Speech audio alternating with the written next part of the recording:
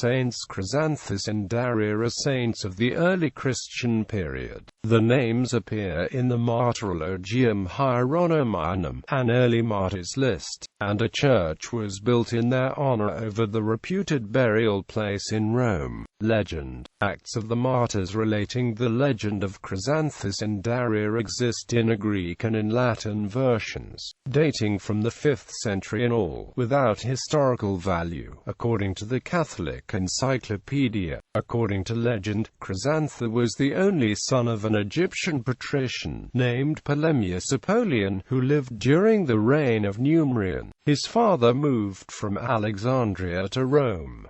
Chrysanthus was educated in the finest manner of the era. Disenchanted with the excess in the Roman world, he began reading the Acts of the Apostles. He was then baptized and educated in Christian thinking by a priest named Carpophorus. His father was unhappy with Chrysanthus's conversion and attempted to inculcate secular ways into his son by tempting him with prostitutes, but Chrysanthus retained his virginity. He objected when his father arranged a marriage to Daria, a Roman Vestal Virgin. Chrysanthus converted his new bride and convinced her to live with him in a chaste state. Vestal virgins took a vow of chastity during the 30-year term of service.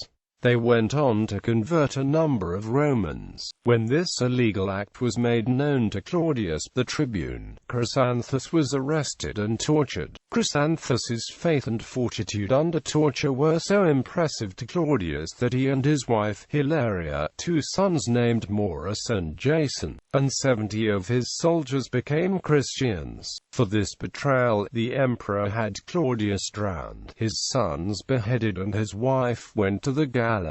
The legend states that Daria was sent to live as a prostitute, but her chastity was defended by a lioness. She was brought before Numerian and ordered to be executed. There are many variations to this legend. Some claim that she was subjected to execution by stoning. Others say she was beheaded, and yet others claim she was buried alive in a deep pit beside her husband. They were entombed in a sand pit near the Via Salaria Nova, the Catacombs in Rome. The surviving Acts of Chrysanthus and Daria state that on the anniversary of their deaths, a large number of Christians had gathered at their underground crypt to pay their respects when Roman persecutors surprised them, filled the crypt with stones and buried them all alive, including Diodorus, a priest, and Marianus, a deacon. Relics.